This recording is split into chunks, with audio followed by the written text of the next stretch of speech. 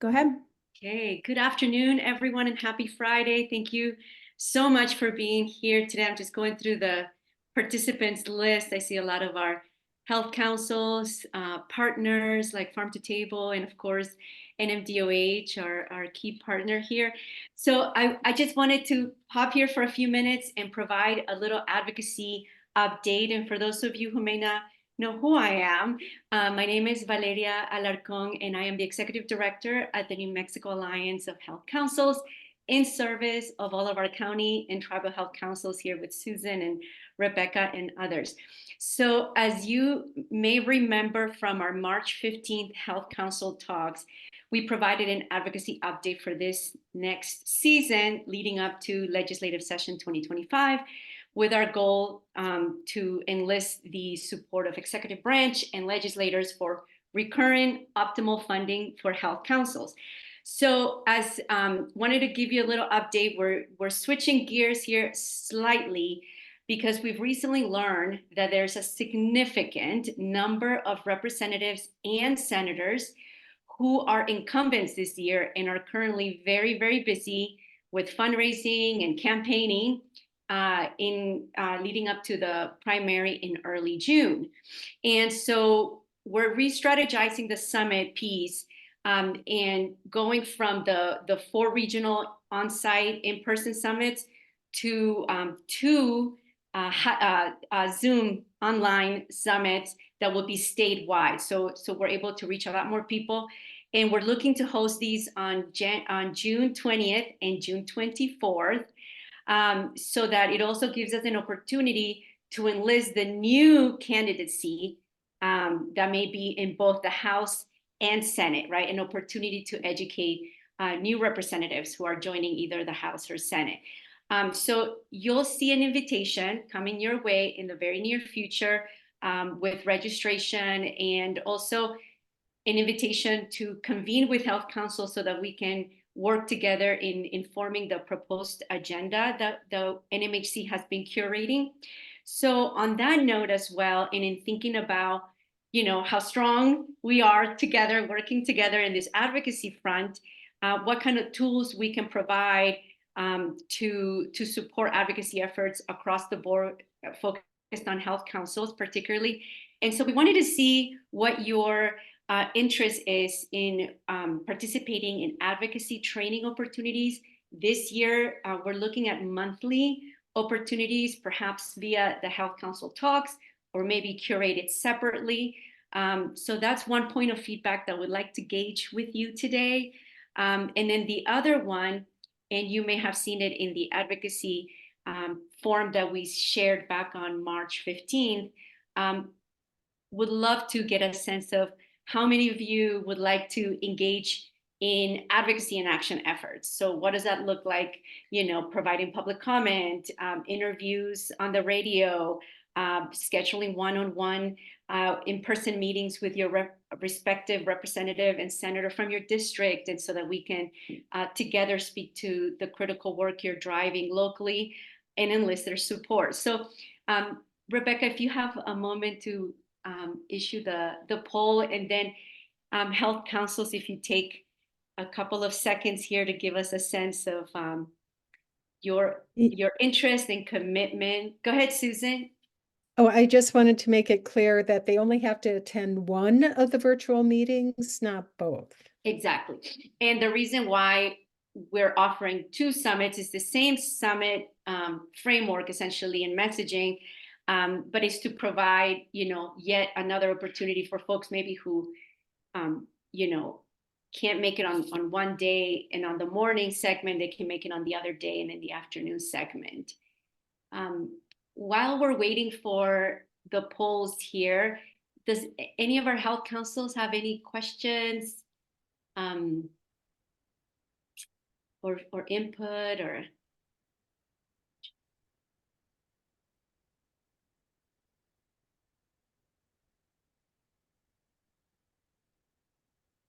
And I would then just remind all of our amazing health councils that we do have a radio show, and that's aired on Saturdays, co-hosted with LifeLink. So NMHC and LifeLink co-host To Your Health on KTRC 103.7, and then it gets uploaded into their podcast. And as you know, this is another great way to, center the voices of health councils, amplify the amazing work you're doing with your community members, with key partners. And this becomes a media collateral that we can also utilize for advocacy efforts as a way to educate the public in awareness campaigns, PSA efforts, and also educate legislators and other key partners. So I invite you. I'm going to put my email in the messaging here, in the chat, and it's very conversational. The radio shows pre-recorded, and it's all about you. So let's see, Monday the 24th. Thank you, Susan, for including that information there. Awesome. Rebecca, Susan, anything that I may have missed? No, I'm going to go ahead and end the poll. We got some great responses. So thanks everyone for submitting your responses. Thank you for your time. All right. And just so everybody knows, it looks like we are interested in all of those things. I'll share the results real quick so you can see, but all right. Well, Perfect. definitely Thank check you. your calendars, see if either of those dates, again, like Susan said, we're just doing it on 2 dates in case one of them doesn't work for you. So just whichever one works better, the Thursday or the Monday, but the Monday will just be a repeat of the Thursday. And it'll be statewide, so they won't be regional like our original intent, like our other ones were, but this one's statewide. So please feel free to attend whichever one works better for you. All right, I'm gonna stop sharing those. Okay, anything else on that before we go ahead and move into our topic for today? No, we're good, Rebecca. Thank you. Thank you, everybody. All right. Well, thank you, Val, and thanks everyone. So thanks for coming today. We're happy to have some of you. Happy to have all of you. Not a ton of people today, but I know we're going to record this and definitely send it out to health councils to make sure that if they weren't able to attend today, that they can still learn about all of these things we're going to talk about. I'm going to go ahead and get us started, just kind of giving a brief overview of how climate change and public health are related.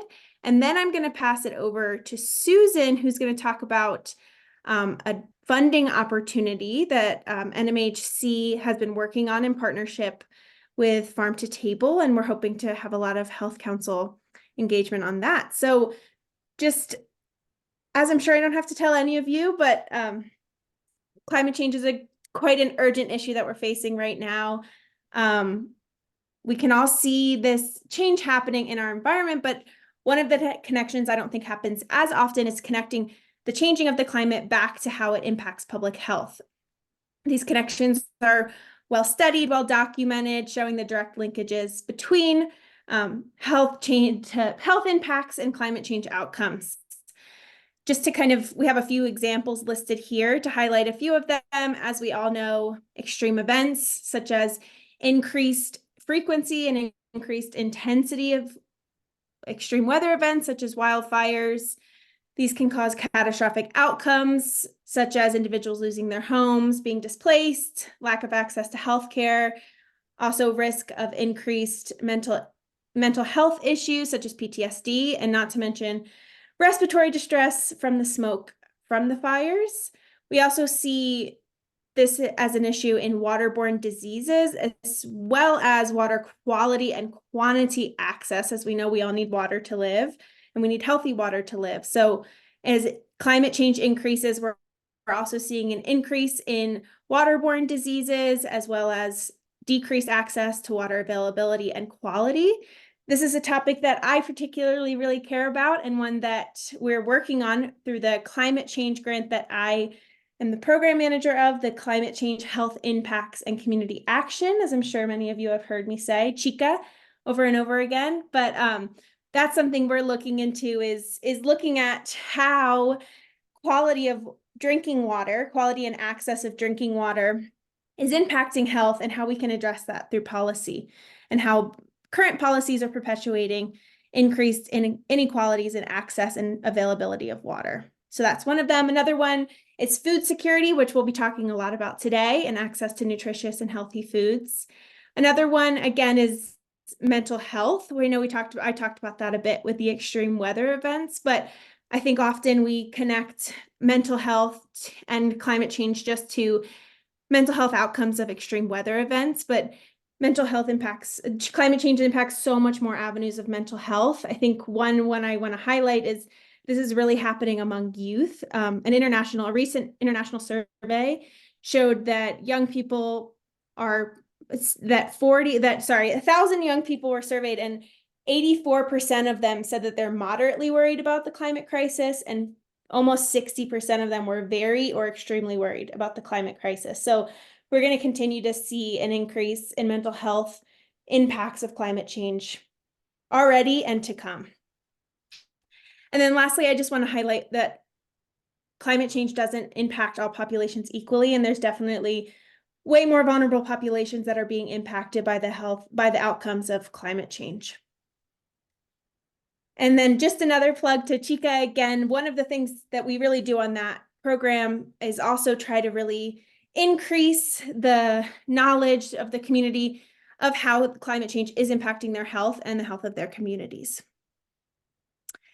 I'm also a visual learner, so I like to insert graphs as much as I can. We'll be sure to share these slides out, but this kind of is just a graph showing how climate change impacts your health. So kind of up here at the top, we're seeing the issues that climate change, some of the issues, obviously, that climate change are creating, and then how those are affecting both the environmental secondary effects from those environmental impacts, and then also the health impacts. So if we follow the rising in temperatures of the earth, we're seeing more frequent heat waves. This is also causing things like urban heat islands. If you're not familiar with what urban heat islands are, it's when cities are removing natural land cover such as trees, grass, and replacing it with concrete and pavement, then increasing the surface temperature in those areas, and then increasing energy costs for having to run more air conditioning, which is increasing air pollution, also increasing health-related illnesses, then causing the health impacts, which we're seeing increased rates of dehydration, heat stroke, heat exhaustion. Again, this is a graph you could spend a lot of time with, but we'll definitely send these out for you to see. So what are some of those impacts that we're seeing on food, specifically in nutrition, which you'll get why I'm focusing exactly on that when Susan gets talking, but I just want to also highlight some of those. Another graph to show you is this just kind of shows some of the ways, obviously, that food system failures can occur due to climate change. So then ultimately making food less accessible, less available, or unusable. So in some cases, we're seeing that though food may still be available, it's also inaccessible and unusable. So if we follow this graph and we say that food is unavailable due to, again, using the wildfire example, that if there's wildfire and heat domes, we're not going out to harvest crops, therefore they're going to waste, therefore impacting the supply chain down the road. So just a few more of those examples we're looking at. We're also seeing a decrease in crop yield and crop quality. We're seeing extreme changes in temperatures, rainfall changes, patterns, lack of rainfall, extreme weather events. They're all affecting crop yields and quality. We're also seeing that it's really impacting food security, impacting the distribution of food products, distribution of food systems. Oh no, am I breaking up? Let me take my camera. And the other thing I want to note is it's also impacting the nutritional content in food. So when we're seeing an increase in carbon dioxide levels in the atmosphere, it's actually impacting the nutritional content that's within the crops that we're growing. So studies are showing that increased CO2 levels can lead to lower levels of key nutrients in foods such as proteins, irons, and zinc, specifically in our staple crops like rice and wheat. And so all of this are things we really need to care about because they're also impacting our New Mexico Food Initiative programs. So when we don't have enough crop or we don't have enough yield, we're not having enough food to supply to these programs.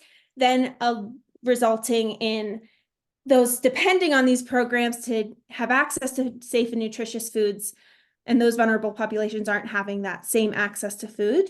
And so one of the ways that we can address this is through policy strategies to help mitigate the impacts of these outcomes and ensure that there is availability of locally grown nutritious foods to help face these changing environmental conditions.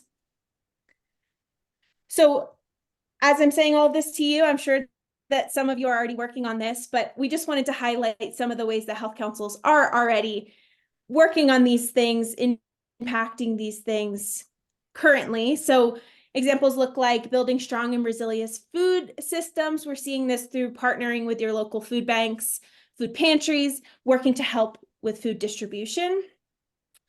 Also promoting easier access to culturally appropriate and nutrient-dense foods. We're seeing this through your help with the New Mexico grown initiatives, such as SNAP supplements, etc. You see them all here, but we're also seeing this through you helping to create community gardens, school gardens, senior center gardens. And then lastly, supporting this increase in having these nutrient, locally grown, culturally appropriate foods in schools. So helping through Healthy Kids, Healthy Communities, as many of you are part of, school, again with the school gardens, and then also working to advocate for universal healthy school meals. Susan, am I missing anything? Nope, I think you're good. All right. Okay, so I'm going to go ahead and then release another poll. We just want to hear from you on what parts of this are you already doing? What health council strategies are you currently doing to address climate change, and how are you addressing climate change in public health? So I'm going to go ahead and make sure I launch the right one. Okay, great.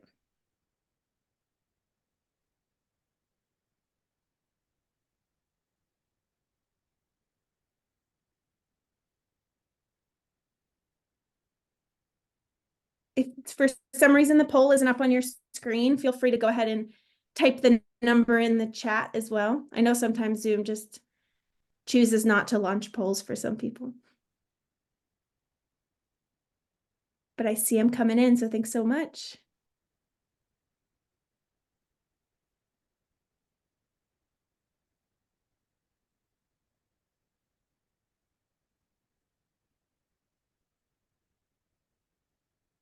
All right, give it another minute. And so just want to highlight that I see Laura with Cibola, who's part of the Chica grant, and also Brenda with Quay, who are actively working on impacting climate change in public health in their communities through the Chica grant. Anything that you guys want to highlight? Obviously not putting you on the spot, but if so, please feel free to put it in the chat or come off mute. All right, I'm gonna give it one more minute, Susan, and then I'll pass it over to you. Okay.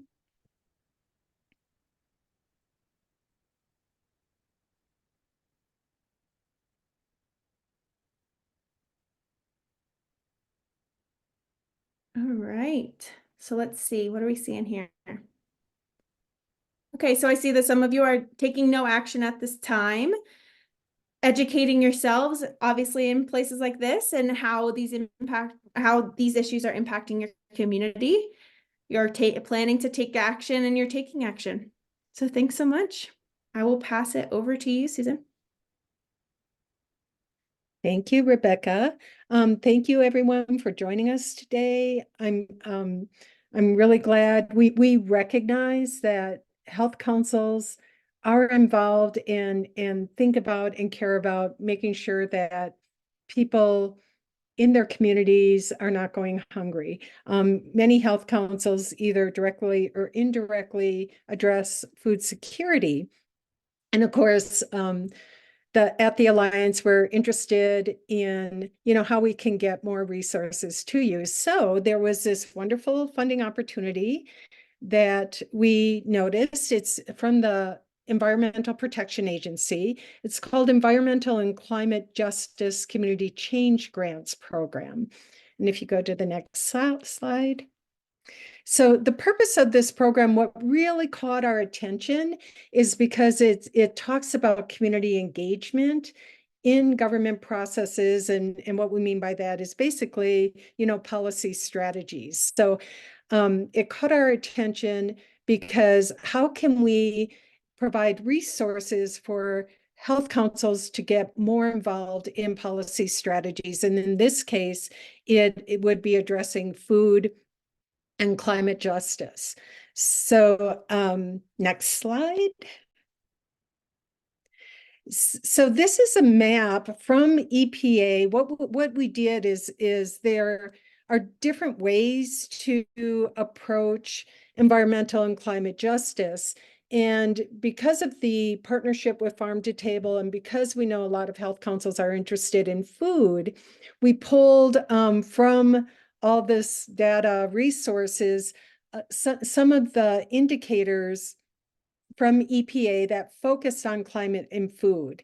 And so you can see that from the indicators like having to do with cropland and various other things directly related to food and climate, all of New Mexico is considered a disadvantage.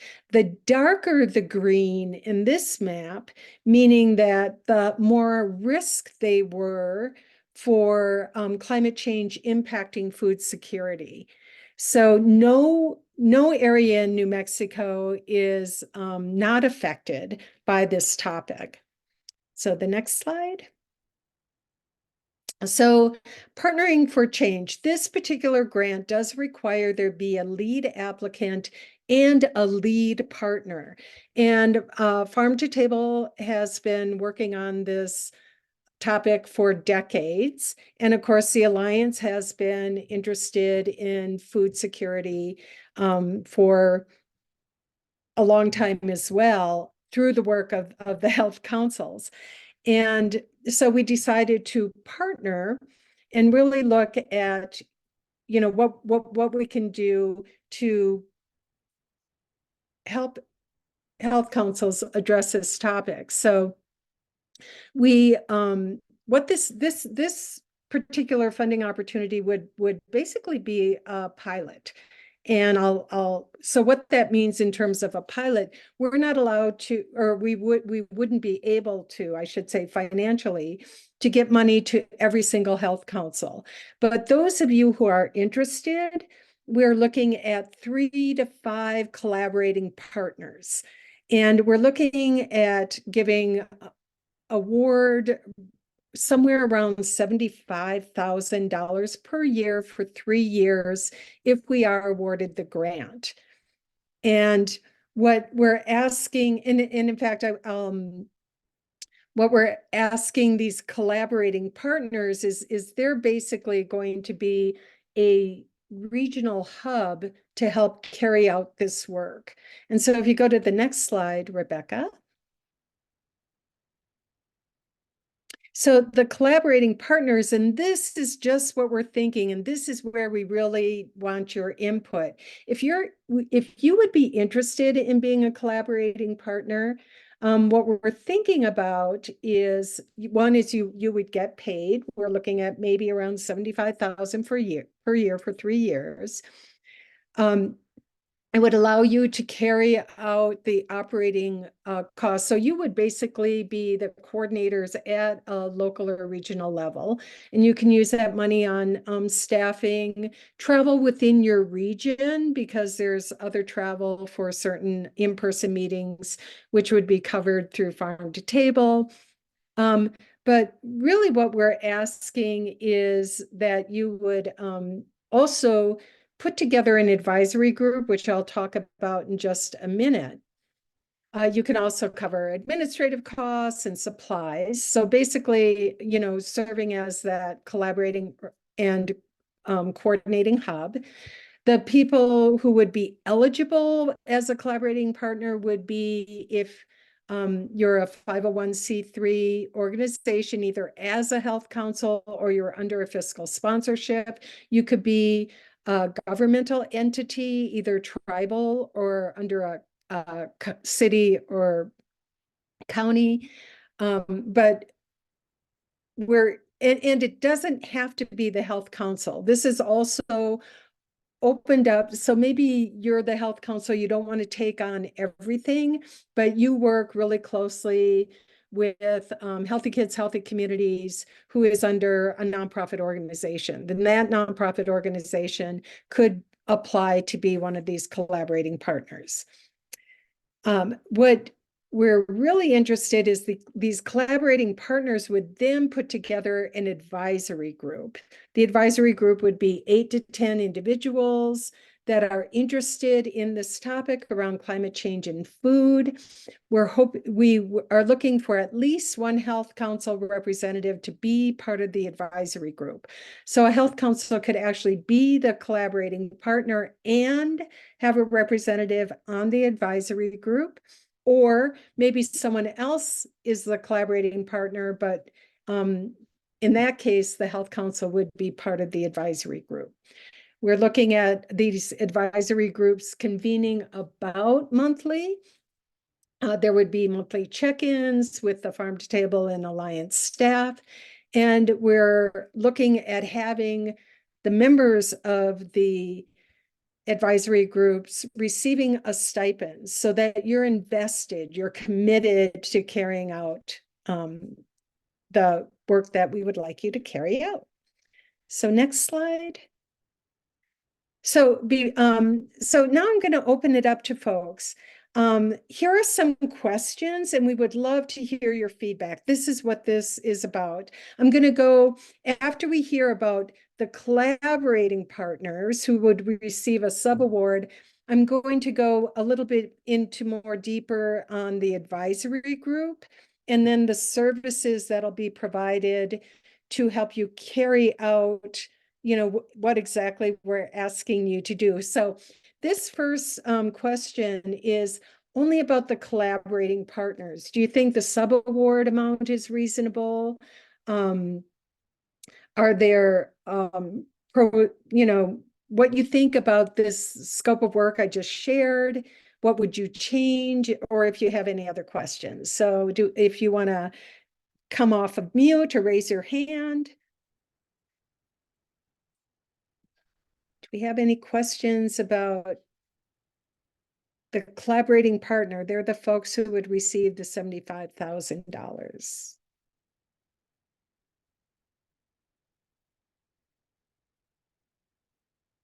And if you don't have a question right now as we go through this, please feel free to speak up as we go through the rest of the slide deck, the rest of the components, and you're always free to use the chat. So Rebecca, let's go on to the next piece, which is these advisory groups. So these collaborating partners would form the advisory groups. And so what we're looking for these advisory groups is that they would be committed to attend and engage in the monthly meetings. We're hoping that the people who are chosen have connections within the community, because sometimes, like as health councils, maybe we don't know who all our farmers are or ranchers, or maybe we've never met with the Healthy Kids, Healthy Communities program, or, so we're looking for folks that have those connections, they're influencers within your communities. The advisory group members are, even though a lot of the grant would be focused on the advisory group, we're hoping that these advisory group members can help to engage community members, because throughout the 3 years of the grant, we may have a need to collect additional information. So having those connections, not necessarily doing all the work yourself, but advisory groups would have the connections to folks where maybe we want to do surveys or interviews. So they would have connections within their community, and also connecting and having linkages with community members, because one of the main goals of the grant is to connect community members with government decision makers and policymakers. So there will be opportunities to talk to your representatives, to talk to your senators who also care about food insecurity and climate change. Maybe it's connecting with state agencies where, you know, this program just isn't working for our community, or maybe this program has really helped our community. So we really want to foster those relationships between those decision makers and policymakers and the community. Also, there'll be advocacy efforts where you'll learn more. You've already done a great job as health councils advocating, but this allows you, like when you're thinking about your community health improvement plans or other health priorities, really thinking about what would you do using a policy strategy to address food security? A lot of you are really doing great job about food distribution, maybe doing gardens, but what would a policy approach look like? And so this grant would give you the opportunity to learn about that and to learn about the policies that would impact food and climate change. Advisory group meetings can be open to the public. You can also attend in-person trainings that'll be offered, as well as other types of convenings, as well as virtual trainings. So next slide. So I'll open it up again. Any thoughts about these advisory groups or questions or comments?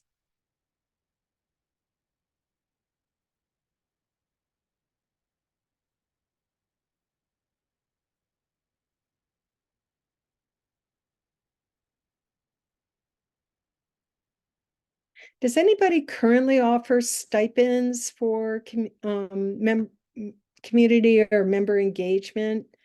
If you could help us, let us know, you know, or just based on what you've heard, what a reasonable amount would be, that would be really helpful to us. Same with, we don't want you to feel overburdened. Is there a certain number of trainings per year? What are folks' thoughts? Christopher. Hi, good afternoon, everyone. Yeah, so just on that, our core group, we've been trying to get stipends going. I think it's just about, you know, getting the little memorandum of understanding or you know, just a letter of just something formal, a little bit formal, you know, laying out the thing. But we've done it with the Alliance of Health Councils, and I've also done it with some other organizations I've organized with too. I think it's a good amount for a whole year's worth of work is about $1,000, I think. You know, 500 for half and then 500 for the other half of the year is what we're doing, or 400 and 800. I forget what we settled on in our core group meeting. But somewhere in between that. And then, yeah, it really helps to incentivize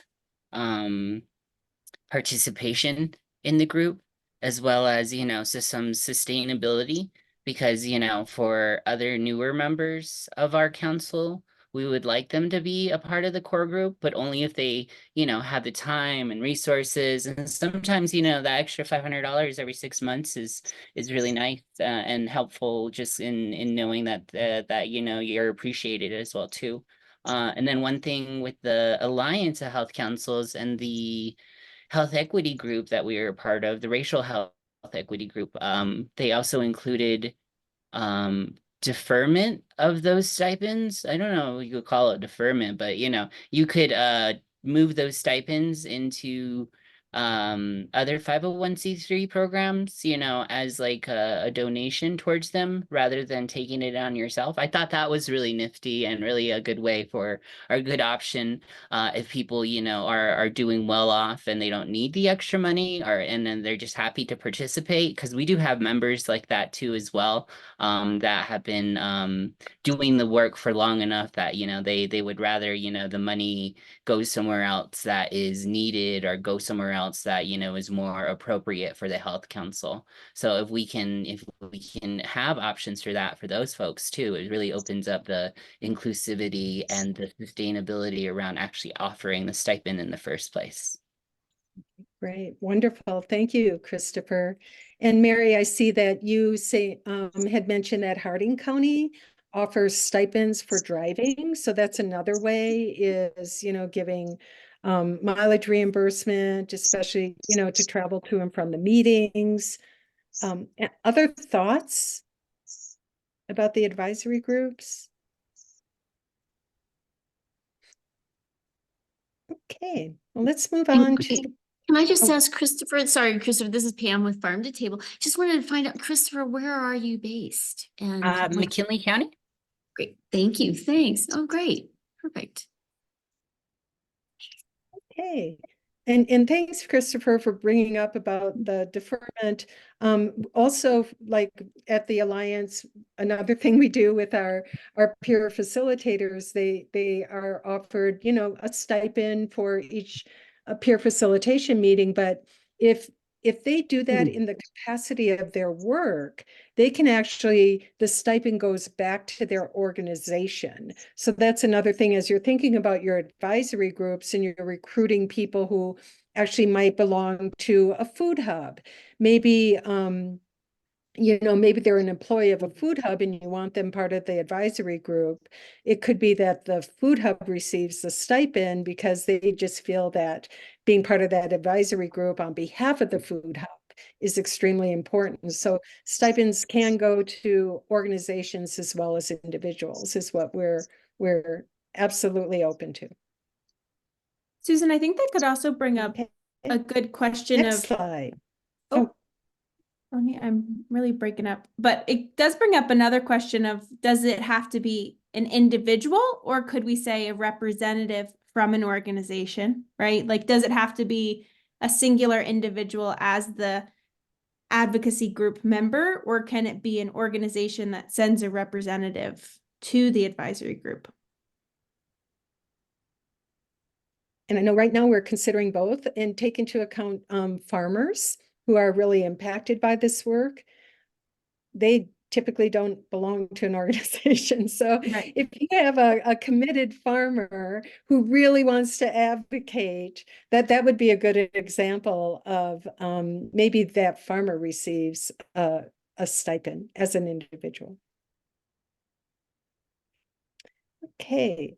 This next section, so this is a policy approach to climate change and food insecurity. And the what we're building on is decades of work that's already happened in the policy area. And Farm to Table also has a program called the New Mexico Food and Agriculture Policy Council, which is a statewide program.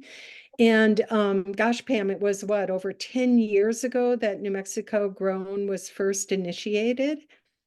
So New Mexico Grown is an initiative where we're providing, the state actually provides funding incentives for the purchasing of New Mexico grown food. And we learned from COVID how important having a local food source is, because the food supply was cut off to grocery stores, restaurants, food banks, food pantries during COVID. And what happened? They were without food, or the types of food they got were really limited. And so it's so important to think about food sovereignty and having local sources of food. So New Mexico Grown, this initiative really provides incentives.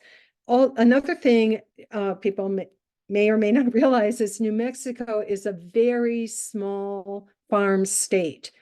Unlike other states, the majority of our farms are under, 50 acres. The actual amount of money that they generate is extremely small compared to, we're not talking mega farms, we're talking local, usually family farms in New Mexico that really participate in New Mexico Grown. So who buys their food? So we have these small producers, which are local, and the folks that are given who actually buy these foods are your schools, your daycare centers, your senior centers. And then we also, it's New Mexico Grown food is part of Double Up Food Bucks. If nobody's heard about that, what it is if you have a SNAP card or another type of food assistance, for every dollar that you get another dollar if you worth of food if you're purchasing New Mexico Grown food. So if I buy if I'm given $100 a month, I could double that if I'm purchasing New Mexico Grown food. So that's another way that your local citizens, especially those that are low income, benefit from New Mexico Grown food. The Senior Farmers Market Nutrition Program, that incentive is to also buy New Mexico Grown local food. The state Fruit and Vegetable Prescription Program is also part of that program, where your doctors or medical professionals provide a prescription for a healthy, nutritious diet, and then they can use that voucher or money to purchase New Mexico Grown food. Universal Healthy School Meals in the schools, K through 12. Those meals, that schools are making and the ingredients purchased, they have an incentive and they have funding to purchase New Mexico Grown food. So you can see how this New Mexico Grown program, which is a policy initiative which needs to be protected and expanded, and in some cases during legislative session we end up taking a step backwards. For example, the state fruit and vegetable prescription program was not funded this last legislative session. So what this program is about is focusing on these policy strategies around New Mexico Grown food in those areas that are particularly at risk of climate change. Because if climate change affects your food supply, it's going to have all kinds of an effect on all of these programs and the people that they serve. And then in addition, because of the focus on climate change, there's also a couple other policy strategies that this program could focus on specific to food and climate change. So these are the general scope, but whoever the partners don't have to focus on all of this. You will focus on the unique needs of your communities based on this menu. So I don't want to scare you away saying you have to do all this work. Think about the needs of your community and how it would be most impacted, and maybe you only want to choose one of those policy strategies. So next slide. Once again, the populations that benefit from this programs are children, youth, and elders, food banks, low-income individuals, individuals dealing with diet-related illnesses, and of course, farmers and ranchers that contribute. And the map on the right, in this one, the darker the green, the actually what it shows is the New Mexico Grown purchases by county.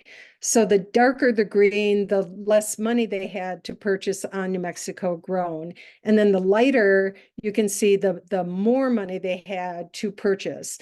And it's really surprising, like you look at San Miguel County, they had nearly $300,000 that was spent on New Mexico grown food. Not only is it good for the economy, because you have those small farmers and ranchers that are receiving that nearly $300,000, but then you have all those populations that benefit from New Mexico grown food. Next slide. Okay, so you're not alone in doing this work. So how does the Alliance and Farm to Table support this work? One is obviously who's ever selected, there'll be an opportunity to actually apply saying, yes, we're interested in this program. You apply, there'll be a selection process, and then there'll be a kickoff meeting with those collaborating partners. We will work with the partners and provide you with data that is specific to your community.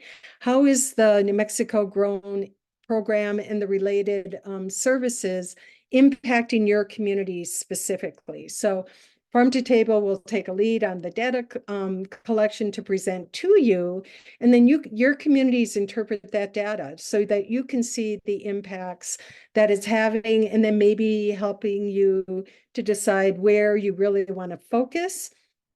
And there'll be equity and policy training, because we want to look at, are there disparities? Are there certain growers that would be impacted more than others, or certain populations, if this food supply is impacted because of climate change?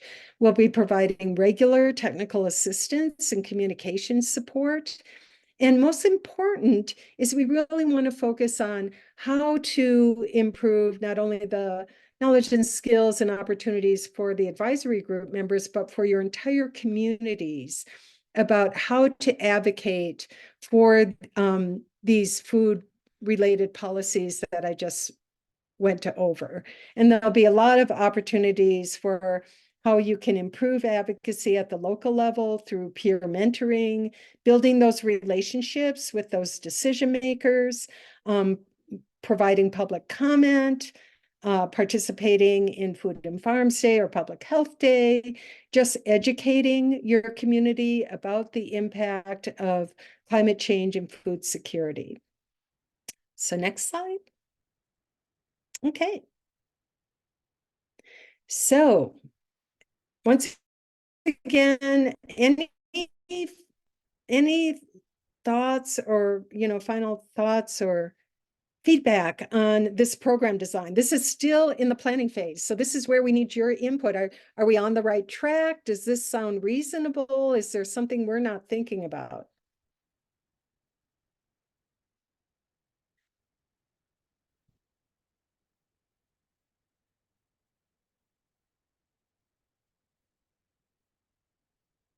Love to hear your feedback. How is this sounding to folks? Is it making sense? Do you think it's too much? Is it a good idea for your health council? Anybody interested? This is Joanne with Travis County. This is Joanne with Travis County Health Council, and I feel that our health council would be extremely interested in it. And Thank I you. think that what you're asking, for our health council, we have the capacity, I believe, to do just what we've seen. I don't think it'll be overwhelming for us. It'll be a new venture and new education, of course. And I think we'd really be interested in doing this. Wonderful. Thank you, Joanne. Anybody else?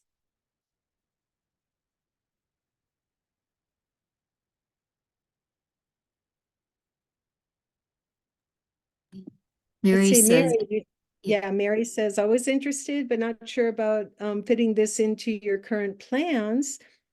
Do you think there's a partner in Harding County, Mary, that might be interested? And Christopher, I see your hand.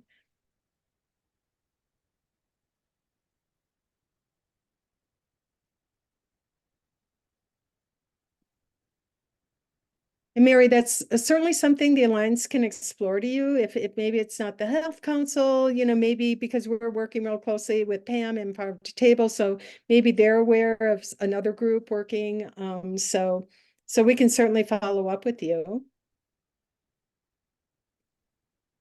Okay, great. Yep, I see your response. Christopher. What was the timeline again on this? When does this Well, start?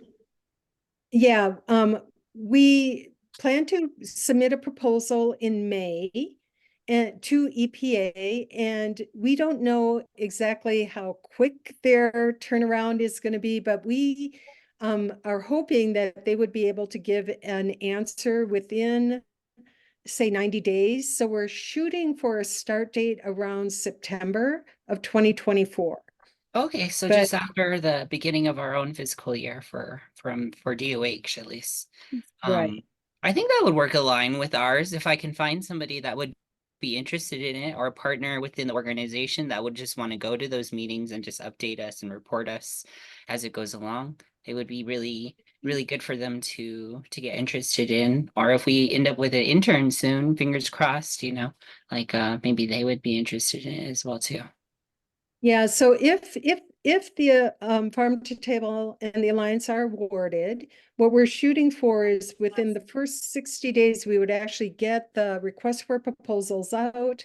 We would do interviews and make the final selection of the collaborating partners within the first, 60 to 90 days. And then we would actually have that first kickoff meeting about 90 days, 3 months into the grant period. And then the collaborating entities would have another 90 days to pull together their advisory groups. So you would have almost 6 months before things really get going. Great question. What would be expected during those 6 months? So the collaborating entities would, like we said, we would have a convening, and then they would, and at that convening, we would kind of provide an overview of the grant, but also tips on who to recruit for your advisory group. And so the collaborating entities would have about 90 days to really recruit and interview and get everybody set up. And then at 6 months, then we would have another in-person convening where we would meet with the advisory group members. Christopher. Are we going to prioritize that we have a voice from each kind of area from the community or from the state, like the Northwest, Northeast, Southwest, Southeast, and Metro, and then tribal and Navajo Nation, just to make sure we get an equitable piece, or we get at least a representative from each of those areas, and maybe if nobody applies from one of those areas, we prioritize making sure they apply, or at least help them with some kind of capacity to be able to do that. Yeah, so like I mentioned earlier, this is a pilot. So one is we want to make sure that the collaborating partners who are applying have the capacity and the willingness. And a partner they can represent a tribe, they can represent a county, or they can represent a region. And so we're not going to make this necessarily a statewide program, but part of the selection criteria would be we may not want, say we're going to make 5 subawards. We wouldn't want them all clumped in one region. One of the criteria would be geographic diversity. So if we're choosing 5, maybe we have them scattered from throughout New Mexico, and hopefully having at least one tribal entity. Other questions or comments?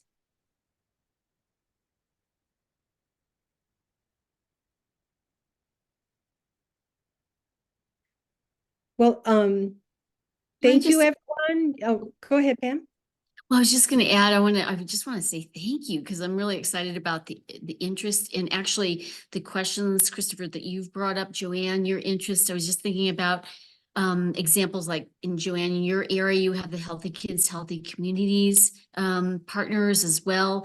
You have an incredibly strong school district with Kim Meeks, who is a complete advocate in buying local. and has really done a great job in that region. And so, yeah, we also are thinking that not only countywide, but if you see several counties, and Joanne, that's where I know some of the counties, some of the health council work down in your area, or the Healthy Kids, Healthy Communities initiatives have been focused on sort of like a little more regional versus just one county by one county. Just as examples. And Christopher, out in your area, and I was looking at that map. So take a look at that again when the slides get back out to you all.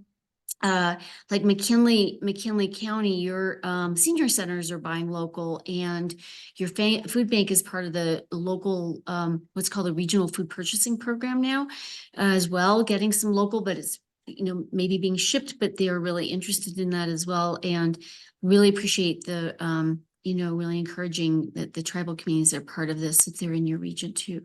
So thanks Yeah, for. the community pantry is really good about getting food out to people, and then I think we have one person that comes to our meeting every once in a while. Not the main person, but one of the staff members comes into our meetings every once in a while. So yeah, anything we can help with them, maybe he would be interested in getting involved in this too. So once we get that RFP or the proposal or whatever it is, then I could pass that along to our alliance at a future meeting date, probably when it gets announced and finalized too. So we'll be doing at least another one of these trainings. We'll make sure the information gets out to health councils. So not that you have to reattend, but if there's someone in your community who you want to pass that along to, there'll be one other overview of this funding opportunity within the next few weeks. Please pass that along. And if you have any questions, feel free to reach out to any of us at the Alliance. And of course, Rebecca will be sending out the slides that we used for this presentation at Health Council Talks. So thank you all for your input. We really appreciate you attending today. Thank you. Thanks, everyone. Thanks too. Bye. Have a good afternoon. Everybody. Have a lovely weekend, everybody. Thank you. Bye. Great work. Thanks for everything you all do too. Bye-bye.